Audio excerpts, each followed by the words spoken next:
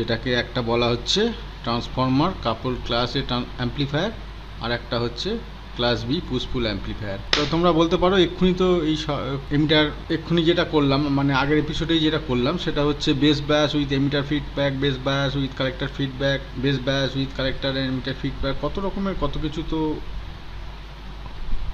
হচ্ছে সার্কিটের ডায়াগ্রাম। এটা আবার কি? আসলে আমরা যখন কোনো একটা কেউ যখন কোনো একটা গল্প লেখে, সেখানে গল্পতে কি হয়, অনেক ক্যারেক্টার আসে, অনেক রকম ঘটনা দেখানো হয়। এক একজনের গল্প লেখার পদ্ধতি আলাদা, এক একজনের সেই যে ঘটনাগুলো গল্পের মধ্যে লিখছে সেগুলো আলাদা।